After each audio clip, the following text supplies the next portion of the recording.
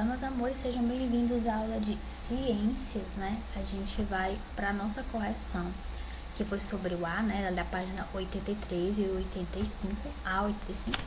Então, a gente vai olhar aqui na página 83, ó.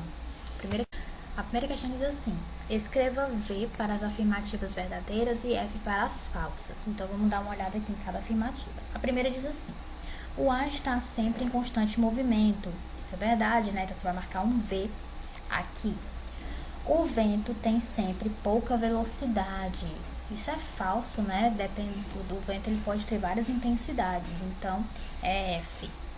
Vento é o ar em movimento. Isso é verdade. Então, F ou V.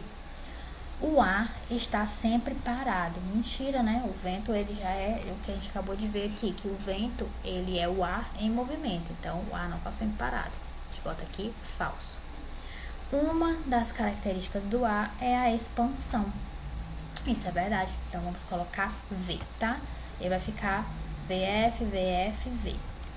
Indo aqui para a segunda, diz assim: observe a imagem e responda. Que tipo de vento você vê na imagem? Como você percebeu? A gente está vendo que aqui é um tipo de esporte, né? É asa delta, se não me engano. A imagem está bem borrada, mas é asa delta. A gente viu que o vento que é usado, né, pelos humanos, pelas pessoas, para esporte é o vento alísio, né? Por que é o vento alísio? A gente viu que ele é o vento adequado para a prática de esportes, né? Como, por exemplo, a asa delta. Então, é o vento alísio, tá? A letra B diz assim: explique como acontece o vento observado na imagem. Então, como é que acontece o vento alísio? Tem lá no conteúdo, tem explicando, né? Que a gente já viu. Ocorre devido a um efeito ocasionado pela movimentação da rotação da Terra, tá? E a letra C pergunta assim: como esse tipo de vento beneficia o homem? Deixa eu afastar aqui. É uma resposta pessoal, você vai dizer como é que você acha que esse vento beneficia o homem. Mas a gente já viu um pouco e diz que ele beneficia o quê? Na navegação, né? A gente viu. Gente, cadê minha cédula? Na navegação, em esporte, né? No índice como o surf, asa delta, e no lazer para empinar pipa. A gente viu isso lá no conteúdo, tem falando. Então, você pode trazer essa resposta também, tá? Então, vamos prosseguir aqui. Na nossa terceira questão, nós temos assim: leia as afirmativas e escreva a legenda. Certo? Para certo você vai escrever, botar a estrelinha.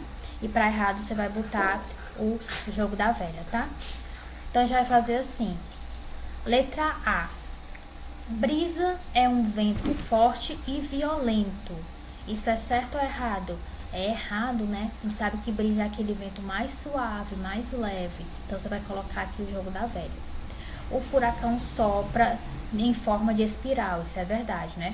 Todo tipo de ciclone, ele vai surgir em forma de espiral, né? O vento rotacionando. Então, é verdadeiro, você vai colocar a estrelinha aqui. O vento enfurecido causa transtorno à natureza, sim, né? A gente vai colocar a estrelinha. A biruta é o único instrumento que indica a direção do vento. Falso, né? A gente tem um catavento que indica a direção do vento também. O anemômetro também indica a direção do vento, além de indicar a velocidade. Então, você vai colocar aqui jogo da velha. E, na letra E, o vendaval chega a atingir até 150 km por hora. Sim, a gente viu que isso é verdade. Então, você vai colocar a estrelinha aqui, tá? Aqui, na 4, diz assim: amplie o seu conhecimento fazendo uma pesquisa a respeito dos aparelhos que utilizamos para medir a velocidade e direção dos ventos. Depois, descreva a utilidade de cada um deles. Então, você vai pesquisar, tá? Só que eu trouxe aqui um pouco, né, sobre isso, e a resposta de vocês tem que estar pelo menos próxima do que está dizendo aqui, tá? Então, esse primeiro aqui, gente, vocês estão vendo que tem um galo. A gente chama de galo dos ventos, mas ele é um tipo de catavento, tá? Ele geralmente fica muito em fazendas, e ele é mais comum de ser encontrado em fazendas dos Estados Unidos. Se encontra muito. Então, vamos ler um pouco sobre ele, ó. O galo dos ventos é um catavento que combina uma figura de galo e uma rosa dos ventos simplificada. Impulsionado pelo vento, indica a direção do vento incidente, né? Então, ele tem uma seta aqui, tá? Então, o vento, ele vai, né, dizer de onde ele tá vindo, porque quando ele vai soprar, ele vai deixar essa seta apontada para um determinado lugar. Na parte de baixo a gente tem aqui a gente tem aqui os pontos cardeais, norte, sul, leste e oeste. Então essa seta, ela vai ficar apontada para um determinado lugar, né? Porque é para onde o vento vai levar ela. E aí você vai ver se ela está apontando para o norte, está apontando para o sul, está apontando para o oeste ou para o leste, certo? Então é assim que você sabe de onde vem o vento. Ele só consegue medir a direção, ele não consegue medir velocidade. Esse aqui é o anemômetro, como a gente já viu até mesmo no conteúdo, né, a explicação do conteúdo. É um instrumento utilizado para medir a velocidade de um fluido, que pode ser ou o ar ou a água, tá? Ou qualquer outro fluido, como os gases existentes em estrelas e planetas. Então, o anemômetro, gente, ele não é usado só para medir a velocidade do vento, mas ele é usado para medir na água, né, para saber como é que tá as marés, se tá muito forte ou não. Ele também é usado para medir qualquer tipo de gás que está presente em outros planetas. Ele é mandado pelas aquelas naves, né, sondas que vão explorar outros planetas. Muitas vezes o anemômetro vai, que é para fazer a medição do ar que circula naquele planeta, né? É por conta desse aparelho que a gente sabe hoje como é a temperatura e os ventos, né, e o ar em Marte, em Vênus, né? E a partir daí que você consegue, que os cientistas conseguem determinar se pode existir vida ou não em determinado planeta. Então o anemômetro, ele é muito, muito, muito importante, né? Até mesmo para essa exploração espacial. E aqui a biruta, que a gente já sabe, né? Que a biruta, ela também pode ser chamada, gente, de manga dos ventos, tá? Manga de vento. E é um mecanismo capaz de sinalizar o sentido de deslocamento do vento. Então, a biruta, ela não indica a velocidade, mas ela pode indicar a direção, né? Como a gente já viu. E aqui, continuando, a gente tem a nossa quinta questão, que diz assim. Veja a cena abaixo, né? Aí na letra A diz, o que tirou o chapéu da cabeça da menina? Foi o vento, né? A letra B pergunta, o que é o vento para você? Aqui é a resposta pessoal, tá? Você vai dizer o que é o vento para você. É o movimento do ar? O que é? É a rotação da Terra? O que é o vento para você? Tá? E aqui na sexta questão, pede para observar as imagens e responder as perguntas abaixo. Então, vamos aqui, analisamos as imagens. E agora vamos responder qual é a utilidade da biruta nesses locais. Então, vamos lá. Aqui nós temos a biruta, né? Próximo ao mar, né, a um porto, talvez de desembarque de navios, e aqui nós temos a biruta no aeroporto. Então, vamos entender aqui, ó. A biruta, gente, é um equipamento que ajuda no controle da chegada de aviões e barcos aos locais de destino e de saída desses locais. Ela indica a direção dos ventos, tá? Como a gente sabe, a biruta, pelo menos nos aeroportos, né, ela é muito importante porque o avião, ele só pode decolar, né? Ele só pode decolar e desembarcar na direção oposta ao vento, né? Então, como vocês estão vendo aqui na imagem, ó, o vento, ele tá soprando de lá para cá, né? No caso, esse avião teria que decolar no sentido oposto, certo? Que a imagem está mostrando até errado, mas tudo bem. Então, a gente vai continuar. E agora nós vamos dar uma continuidade do ar. O ar, gente, o conteúdo do ar do livro de vocês, ele é bem extenso, tá? Então eu dividi, eu falei um pouco sobre os ventos e agora eu vou falar um pouco mais sobre o ar, trazendo outras informações. Começa ali na página 86 até a página 91, tá? Então, primeiramente a gente vai falar sobre energia eólica. O que é energia eólica? Vamos lá. Em torno do ano de 2800 a.C., os egípcios já faziam o uso prático do vento. Eles começaram a usar velas para ajudar a força dos remos dos escravos. Eventualmente, as velas ajudavam o trabalho da força animal em tarefas como moagem de grãos e bombeamento de água. A força do vento produz movimento que gera energia, a qual é dado o nome de energia eólica. A energia eólica pode ser considerada uma das mais promissoras fontes naturais de energia porque é renovável, ou seja, não se esgota. O aerogerador é um aparelho que transforma a energia do vento em energia elétrica.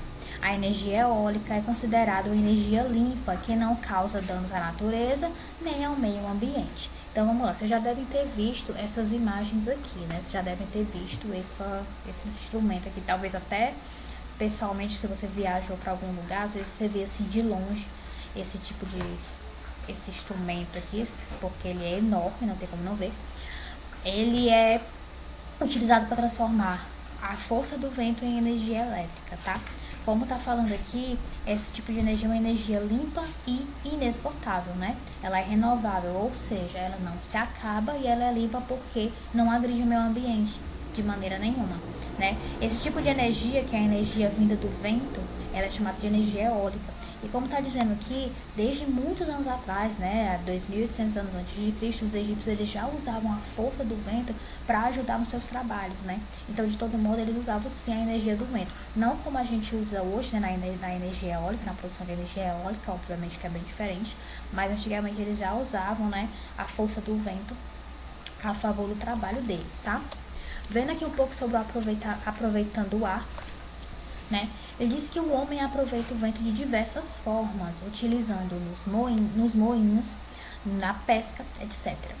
Na tentativa de o homem ultrapassar seus limites, ele enfrenta os desafios do mar com o auxílio do vento. De maneira inteligente, o homem pode utilizar a força do vento para o bombeamento de água, a movimentação dos barcos à vela, a geração de energia elétrica e ainda para seu próprio lazer. Então, o vento, gente, ele é utilizado para tudo, o vento, o ar, né? Ele é utilizado para praticamente tudo, né? Quase tudo. Ele é utilizado para produção de energia, ele é utilizado para esporte, para lazer, né? Os ventos eles foram muito importantes historicamente também, né? Porque foi com a ajuda dos ventos que muitos países conseguiram desbravar, né, os mares e encontrar territórios novos, né, com o auxílio desse vento nas embarcações. Então, as embarcações, antigamente, elas eram muito pela força braçal, né, das pessoas que estavam lá remando, mas também pela força do vento, né, que auxiliava. Se fosse só por eles remando, provavelmente eles não iam conseguir chegar, né? Até porque necessitava muita força para poder remar, mas o vento ele auxiliava bastante. Então, assim, o vento ele é muito importante, né, para diversas tarefas necessárias, tá? E aqui a gente vê sobre o balão, que é uma coisa importante, informação importante, porque você deve pensar, por que o balão sobe? Acho que você já deve ter ouvido falar alguma coisa a respeito, mas a gente vai dar uma olhada aqui, ó. O balão de variados tamanhos são usados por muitos estudiosos em pesquisas e por pessoas que continuam a realizar o grande sonho do homem, voar. O balão de ar sobe porque o ar que se encontra no seu interior é mais leve do que o ar ao seu redor. Isso acontece quando o balonista, né, a pessoa que guia o balão, acende o fogareiro, esquentando o ar que se espalha, inflando o balão. Ele ainda possui um cesto que serve de transporte para as pessoas. Para fazer o balão descer, apaga-se ou diminui-se a chama do fogareiro. O ar do balão vai esfriando até ficar pesado. O balão começa a perder altitude e desce bem devagar. Então, o que tem no balão? No balão, na boca do balão, esse aqui, ó, explicamos aqui a boca do balão, tem um equipamento, né, que chama de fogareiro, porque de lá sai fogo, tá? O balonista, que é a pessoa que manuseia ali, que guia o balão, ele vai acender esse fogareiro, que vai esquentar. O ar, quando ele esquenta, ele expande, tá? Quando você esquenta o ar, ele expande. O que é expandir? Ele vai aumentando de tamanho a ponto que ele enche todo esse balão e faz ele subir. O ar quente também, ele é mais leve do que o ar frio. O ar do balão é quente, né? E o ar fora do balão é frio. Ou seja, o ar dentro do balão é leve e o ar fora é mais pesado. Se o ar dentro do balão é mais leve, isso vai fazer com que o balão suba. Quando quer que o balão desça, é só desligar, né, esse fogareiro, desliga o fogo. Aí o ar que está dentro do balão ele vai esfriar, né? Consequentemente ele vai ficando mais pesado e aí o balão vai descendo devagar, devagar até pousar, certo? Aqui fala, ó, uma pesquisa importante.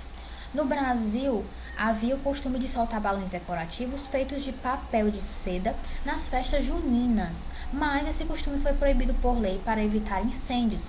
Pesquise em revistas e jornais ou na internet, ou até consulte uma pessoa do Corpo de Bombeiros sobre a lei que proíbe soltar balões. Depois discuta com seus colegas sobre esse assunto montando um mural junto com o tema. Então, essa parte aí que tem no livro de vocês, você pode simplesmente pesquisar, né? Até mesmo seu pai, sua mãe pode ajudar a pesquisar um pouco sobre essa lei que proíbe os balões, tá? Mas não tem a necessidade de montar um mural, como vocês sabem, sempre que tem essa atividade de exposição em sala, né? Nesse momento a gente não tá podendo fazer, então vocês não precisam, tá? Só é importante, eu só trouxe isso aqui para vocês saberem um pouco sobre isso aqui, que é importante, que é o fato de que soltar balões é proibido. Balões aqueles balõezinhos assim de festa junina. Eu não vou saber mostrar pra vocês. Ele é mais ou menos assim, né? Ele em forma de losango. E ele tinha fogo, ele tem a abertura embaixo. E ele tinha fogo, né? Nessa abertura eu colocava um negocinho que acendia fogo pra fazer esse balão voar. Só que o que acontecia? Não se tem um controle de pra onde ele vai, tá? Esses balões, quando eles caíam em algum lugar, geralmente causavam incêndios, né? Como já houveram muitos incêndios por conta disso, que é proibido o uso de balões, tá? Mas você pode estar dando uma pesquisada melhor sobre esse assunto. Aqui falando sobre a poluição do ar, né? A gente vai ler aqui um pouco sobre isso, que é um tema muito discutido. A saúde dos seres vivos depende da boa qualidade do ar, isto é, de um ar sem poluição. O ar é considerado poluído quando apresenta acúmulo de resíduos e de gases poluentes, entre outros elementos. Os gases poluentes podem causar tonturas, alergias e irritação nos olhos e na garganta e piorar outros problemas de saúde. Um gás liberado na atmosfera pode atingir uma grande área e não apenas a região em que foi emitido devido à ação do vento. As indústrias são uma das principais causas de emissão de resíduos no ar. Nas grandes cidades, um agravante da poluição do ar são os gases eliminados pelos escapamentos dos veículos, né? Podem ser produzidos por meio de carros, motocicletas, ônibus e até aviões. Os gases poluentes também podem ser produzidos no processo de decomposição de lixo acumulado em terrenos a céu aberto. Então, como a gente sabe, ele é um tema muito discutido, que é sobre a emissão de gás, né, na atmosfera. Como ele está dizendo aqui, se você, por exemplo, fez um churrasco na sua casa, tá?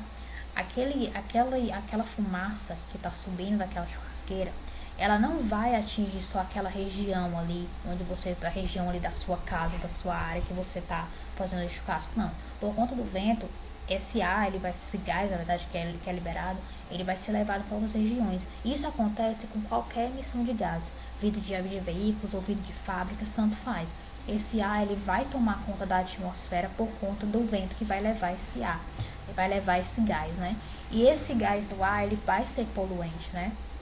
E ele vai voltar pra gente de maneira negativa, porque a gente respira o ar o tempo todo.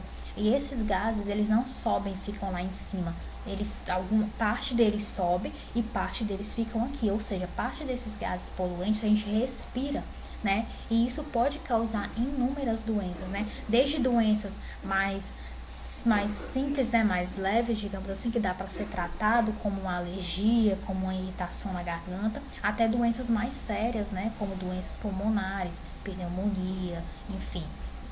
Então, é importante ter esse cuidado, tá, para a poluição, apesar de que é uma coisa que deve ser feita numa escala muito maior, porque só você cuidando disso não vai fazer muita diferença, mas é aquela coisa, se cada um pensar assim, cada um fizer o seu, né, a gente pode chegar a ter um resultado bem maior, né. Então, assim, existe um cuidado, tá, dos governos para com esse tipo de problema, né, de emissão de gases, mas ainda não é feito nada, né, assim, tão eficaz para acabar com a poluição, certo? Então, é bom que o máximo que você puder evitar de emissão de gases, você evite, certo? Continuando, as pessoas que moram no campo não estão livres da poluição do ar. Nas regiões de plantação, as pessoas sofrem com as queimadas durante todo o ano. Esse método prejudica não só as terras a ser cultivada, mas também a qualidade do ar, que recebe uma grande quantidade de fumaça e gases. As partículas que formam a fumaça entram nos pulmões e podem causar doenças. Então, não só na cidade a gente tem esse problema, mas no campo também, né? Geralmente se queima a área a ser cultivada, que é o que chama de coivara, né? Que quando queima aquela região. E isso tanto prejudica o solo, né? Porque a queimada ela vai matar os nutrientes do solo que a planta vai necessitar para poder crescer e desenvolver. Mas também, né? Como a gente viu, ela vai afetar o ar, vai poluir o ar e, consequentemente, pode trazer doenças porque a gente vai acabar respirando esse ar, tá? Aqui, ó, é preciso tomar algumas medidas para reduzir a poluição. Então, vamos dar uma olhada nessas medidas. Regular os motores dos automóveis, criar combustíveis para que poluam menos o ar, colocar filtros nas chaminés das fábricas, seria muito importante, evitar os desmatamentos, plantar árvores e acabar com a queimada nos campos e nas florestas, incentivar o uso e a adoção de novos meios de transporte como a bicicleta. Então, de tudo isso aqui, uma coisa que eu vou pontuar é sobre isso aqui, de plantar árvores, né? Por que plantar árvores interfere? O que plantar árvores tem a ver com a poluição? A gente viu tudo aqui, né, a respeito de redução da emissão de gases, tá? Só que essa dica aqui fala sobre plantar árvores. O que isso tem a ver? Como a gente viu anteriormente, a planta, ela absorve um tipo de gás presente no ar, que é o gás carbônico, tá? Ela absorve esse ar, aí ela faz a fotossíntese, né? Meio que esse ar passa por um processo de filtragem e depois ela libera o gás oxigênio, que é o gás próprio para a gente poder respirar, tá? Que é o gás considerado puro para a gente poder respirar. Então, quanto mais plantas tiverem, quanto mais árvores tiverem, algas marítimas, que elas fazem boa parte dessa filtragem é feita pelas algas, quanto mais vegetação tiver, mais ar próprio pra gente, né? Ar que não poluente vai existir, porque são essas plantas que fazem a respiração, né? Que fazem essa filtragem do ar pela gente. Não sei se vocês sabem, mas tem florestas que são chamadas de pulmões, né? E a floresta amazônica aqui é chamada de grande pulmão. Por quê? Porque é ela que é responsável por boa parte do ar próprio pra gente respirar. Porque é uma floresta, né? Uma floresta enorme que já foi maior, né? Hoje em dia ela tá bem menor, infelizmente, por conta do desmatamento. Então, é uma quantidade enorme de vegetação que faz essa filtragem todos os dias, né? Todos os dias faz essa filtragem do gás carbônico e torna em gás oxigênio, que é o gás próprio pra gente, certo? Então, é assim, todas as vezes que você ouve falar sobre desmatamento, né, e sobre reflorestamento, e sempre linkado com essa coisa do ar, é por conta disso, porque a vegetação ela é responsável, né, pelo ar próprio para a gente respirar, certo? Aqui falando sobre as doenças transmitidas pelo ar, né, o ar pode transmitir muitos micro-organismos causadores de doenças, né, varicela, sarampo, gripe, tuberculose, poliomielite, entre outras doenças, são causadas por bactérias ou vírus. As pessoas contaminadas passam os agentes geradores da doença para o ar quando tossem ou espirram. Dessa forma, o ar contaminado pode chegar ao nariz, à garganta ou aos pulmões de outras pessoas, né? Então, prosseguindo aqui, a gente tem falando um pouco sobre cada uma dessas doenças que é transmitida pelo ar, tá? Então, a gente vai ver aqui o tipo de doença, os sintomas e a forma de contágio.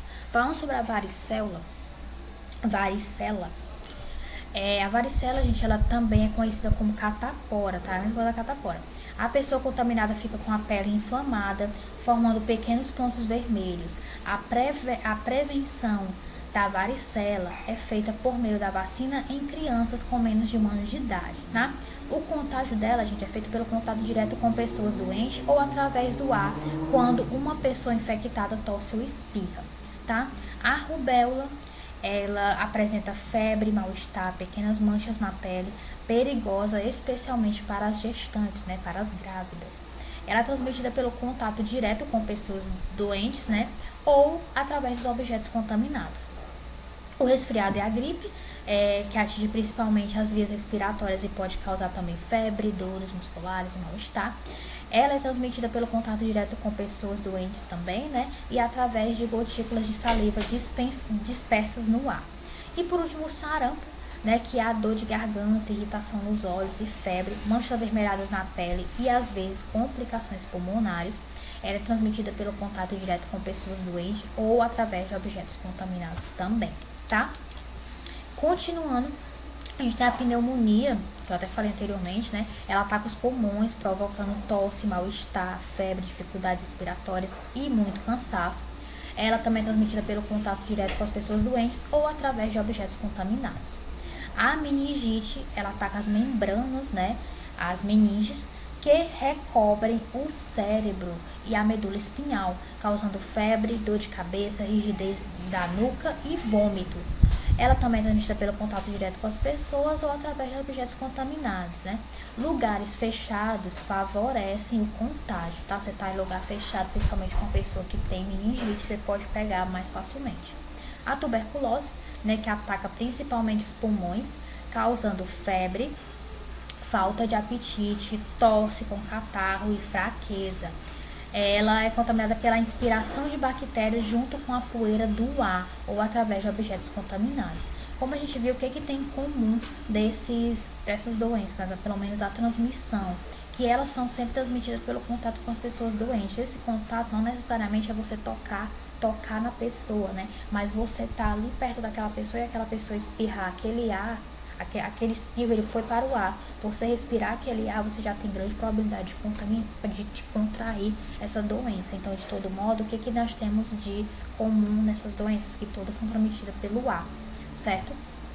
Algumas doenças podem ser causadas tanto por vírus quanto por bactérias, como a pneumonia, meningite e tuberculose. Como podemos evitar doenças transmitidas pelo contato com o ar? Vírus e bactérias estão por toda parte, podendo contaminar as pessoas. De que forma eles estão presentes no ar? Por meio de tosse ou espirro e até da respiração, o doente pode contaminar o ar com os micróbios. Recomenda-se, portanto, não tossir nem espirrar sem a proteção à boca. Deve-se usar lenços descartáveis. Ambientes fechados precisam ser evitados, pois favorecem contaminação por micróbios através do ar. Nesse sentido, é importante que haja boa ventilação nas casas, nas escolas, nos ônibus e em outros lugares onde há aglomeração de pessoas. Não sei se vocês estão conseguindo perceber, mas há uma grande proximidade nessas maneiras de evitar contágio, muito parecido com o que a gente está passando hoje, certo? O que a gente está vivendo hoje? A gente está vivendo um momento de pandemia em que nós temos uma doença que pode ser transmitida pelo contato com os fluidos que uma pessoa doente libera no ar. Se uma pessoa que está com Covid espirrar, né, e eu respirar esse ar, eu tenho grande probabilidade de pegar essa doença, certo? Grande probabilidade mesmo, tanto que nós já vemos que muita gente pegou e é por conta disso que está havendo esse isolamento, porque é uma doença que ainda não tem cura, de alto contágio, tá? É muito fácil ser contaminado por essa doença e para isso está se evitando aglomeração. Então, falar sobre esse assunto de doenças contaminadas pelo ar é muito importante nesse momento especificamente, porque a gente está passando por isso, né? A gente está passando por um momento em que nós temos que nos isolar para não se contaminar por essa doença que é transmitida pelo ar também, né? Pelos fluidos que uma pessoa doente libera no ar, certo? A gente viu sobre muita coisa, né, relacionada ao ar, e agora você vai fazer a atividade que é da página 92 e 93. Então, volte ali no conteúdo para estar sempre dando uma lida, certo? E a gente saber um pouco mais sobre esse assunto, principalmente da parte das doenças, nos ajuda muito a entender esse momento que a gente está passando hoje, né? Então, é isso, meus amores. Espero que tenham gostado da aula. Sempre deem uma olhada ali no conteúdo para fazer a atividade, para poder absorver melhor o conteúdo também. Então, é isso, meus amores. Um beijo.